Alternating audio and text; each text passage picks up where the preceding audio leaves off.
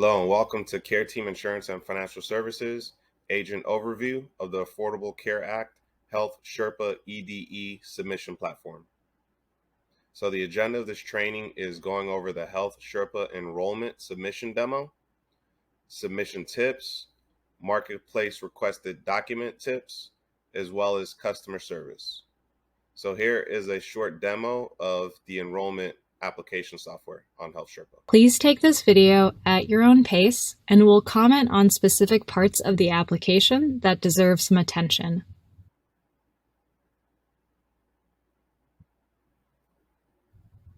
The process will begin with a search of the marketplace for an existing application.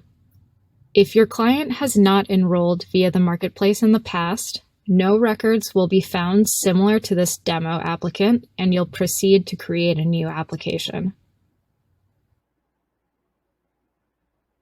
You'll want to walk through the information on this privacy statement page with your client and check off these agreements.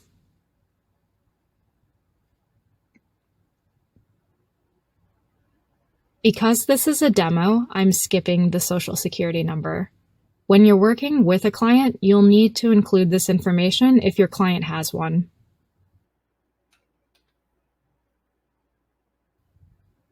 For the home address, please bear in mind that some zip codes apply to multiple counties, so make sure to confirm you have the right one down on the application when working with a client.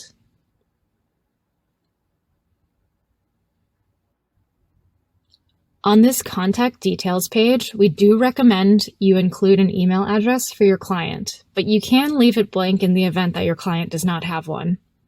Please bear in mind that if this field is empty, your client will still receive mail from the marketplace and they won't be able to use self-service features through HealthSherpa like uploading their own documents. It's also worth noting that the contact information you provide in this section is for application purposes only. HealthSherpa will not contact your clients. In this Who's Applying section, mark Yes for the second question to see subsidies your client is eligible for.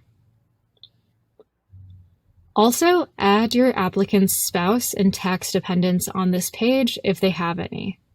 If they don't need health coverage, you'll just unclick the checkbox after adding their information. For this example, I'm going to add a spouse who needs coverage and make sure to save their information before proceeding.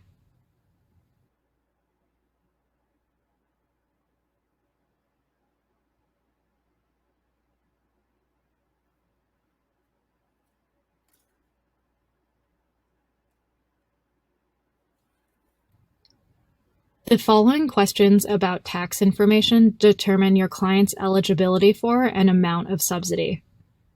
If your client plans to use a premium tax credit to lower their monthly insurance payments, they'll need to file a federal income tax return for the year of coverage and answer yes to this question. In most cases, if your client has a spouse like this example, they'll need to file taxes jointly to get subsidies. The HealthSherpa application is then going to ask questions about dependents even if they don't need coverage, to make sure the application reflects the full number of household members. All right, so now we're in the applicants section. Again, we're skipping the Social Security number in this video because it's a demo, but you'll want to fill in this information if your client has one. Now, let's talk about some of the questions below. The U.S. citizen and currently incarcerated questions relate to eligibility for a marketplace plan. If your client is an American Indian or Alaska Native, mark this radio button as yes to make sure they're receiving all the benefits and protections they're eligible for through the marketplace. These final two questions ask about the applicant's race and ethnicity. These questions help track diversity and inclusion efforts and do not impact the applicant's eligibility in any way. It is required to ask these questions, but clients do not have to answer them if they don't want to.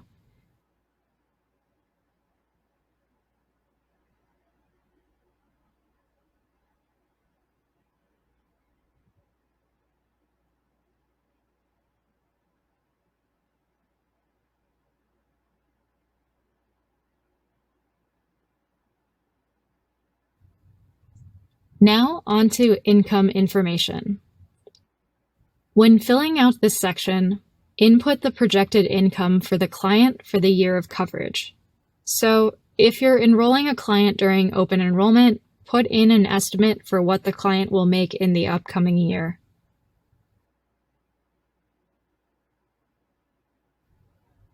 For Trudy, we're inputting some income and deductible information.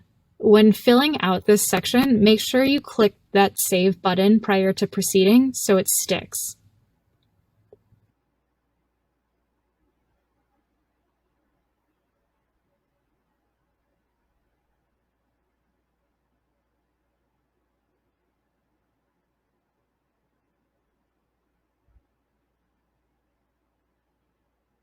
This is the final stretch of the application where you can report other information that may increase your client's subsidies.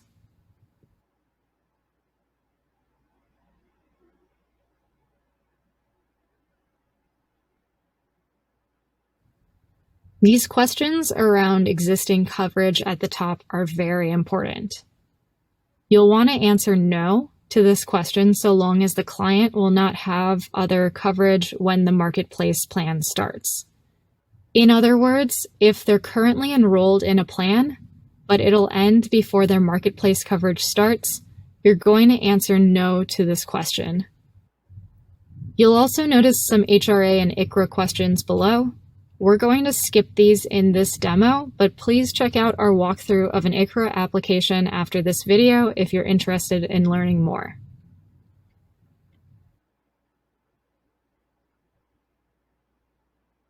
Because this demo is happening during SEP, I'm inputting a qualifying life event for these applicants.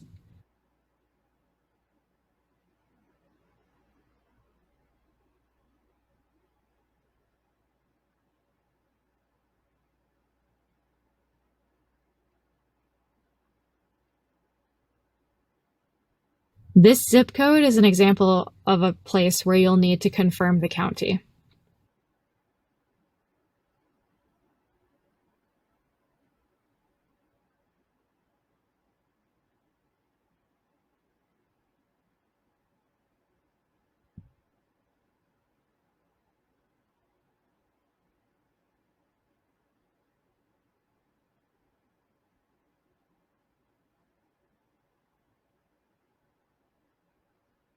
And that wraps up the application. If the client's ready to proceed, take a moment to review all the application answers.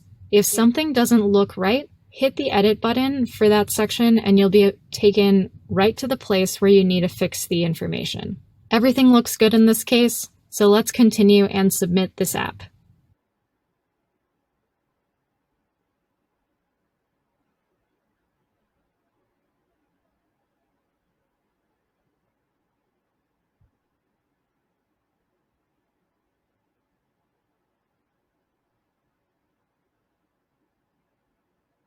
So long as you have permission from the client, you can sign on their behalf as I am in this demo here.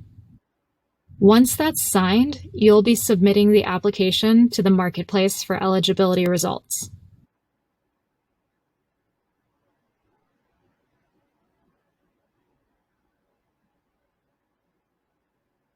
You'll notice the button to enroll in coverage is grayed out. Once you view that eligibility letter, you'll be able to move on.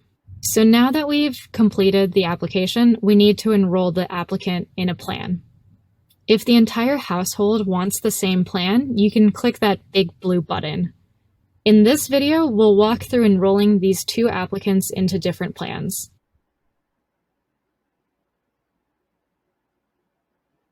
So I'm going to quickly choose some plans for both of these applicants.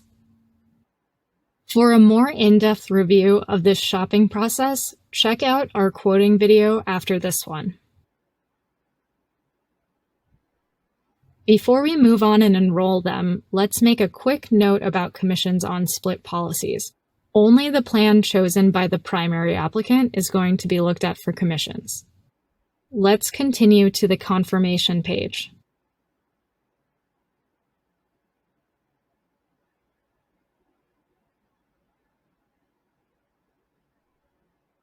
All right, they're enrolled. You'll notice on this confirmation page, there are some next steps for these applicants. Don't sweat writing them down. Your HealthSherpa account will make all of this accessible through your dashboard, as you can see when we click this button. So here are all their follow-ups, their application details that you can update, their plan information, their enrollment history and eligibility letter, and their marketplace notices. You can even write notes to yourself or your team if your agency is using the HealthSherpa shared book setup. And that's a wrap on the HealthSherpa application and enrollment process. If you don't have a HealthSherpa agent account, you can create one today at healthsherpa.com/agents. All right, so there's a demo of the HealthSherpa platform that's available free of charge, and it could be connected to every single agent that's working with Care Team so that we can help service and support you on that system. So here's some helpful submission tips. Whenever there's a dependent that is above 19, not a spouse, but a dependent that's above 19, payments are going to split up. So make sure to make the first payment for each person enrolling on the application. Anything that is optional on the marketplace when you're submitting the application is not required to be submitted. The only exception is for Social Security number. So collect this only for individuals enrolling, because if they're not enrolling and they're just a part of the household, we do not need that. Although it's going to be optional when you're completing the application for people enrolling, make sure to collect that, because if not, it's going to require them to submit documents to prove their status. After processing applications on HealthSherpa, if the payment button does not appear, what you want to do is redirect from HealthSherpa to healthcare.gov to confirm there are no payment options available there. If you see another party, when you click onto one of your applications that you submitted and you see in the agent of record section on HealthSherpa another party, what that means is that there's another agent listed as the writing agent on this policy. So you want to do some research to make sure they didn't talk to somebody else, or just see what's going on with your customer. Lastly, if an application is showing canceled, this could be due to non-payment or cancellation from the insurance company. Whereas if it shows termination, that's usually done directly by the customer or the marketplace. Whenever there's more information that's requested after an application is submitted, typically what happens is we submit the application and there's going to be an eligibility result that's generated. If an applicant is asked to verify or add to information that was entered on his or her marketplace application, they're going to get notices in the form of letters, emails, and phone calls telling them which documents to submit. The applicant will need to send copies of required documents in their eligibility result. Typically, this is annual income, immigration, or citizenship documents. For citizenship and immigration issues, the applicant has 95 days to submit the requested documents, or the coverage is going to terminate. For other requests, the applicant has at least 90 days from the date of their eligibility notice, which is usually the date you completed their application, to resolve the health insurance issue. Otherwise, their advanced premium tax credit and or their cost share reduction is going to be reduced or entirely removed. For customer service and maintenance, there's two places and two ways that people can submit the requested documents. Way number one is to upload copies of the documents to the Health Marketplace website or HealthSherpa, or way number two is to send it by regular mail. What I recommend and advise you to do is to tell your customer to send you the documents. Provide your customer with options to send it via secure text, email, or fax. Remember that this is an intangible product, meaning we're not giving them anything physical. The best thing you can do is try to service all situations. Give your customer the best experience and be the go-to trusted resource. What I typically do is try to service everything. If the customer calls and they need an ID card, I'm going to try and get that over to them if I can. If they need to make a premium payment, I'm going to go ahead and make that payment if I can. And whenever I'm not in a position to assist them, or the carrier's portal will not allow me to do those different things, what I'll do is I'll provide them with the 800 number to that insurance carrier, and I'll always let them know, hey, here's the number, give them a call, and let me know that everything was taken care of and that you're okay. Because if you have any issues, I want to know. So that way I'm always playing quarterback and I'm not just sending them in the dark. Over the last couple of years with me doing this, trust me, they appreciate that. And typically they'll come back to you. And if they come back to you, if anyone needs insurance, you're going to be the first person that they think of to refer business to. If they want to send it via mail, what they're going to do is they're going to send the requested document copies only, along with the page that has the barcode on the letter of eligibility. So inside of the letter that they receive, there's going to be a page that has a barcode in there. They're going to enter his or her name along with the application ID on each page, and they're going to mail it to the health insurance marketplace. But again, try to collect it and submit it on their behalf. And that is it for the enrollment demo training. I want to thank you for your time. Feel free to reach out to us if we can assist you in any way, shape, or form in making this open enrollment your best open enrollment ever.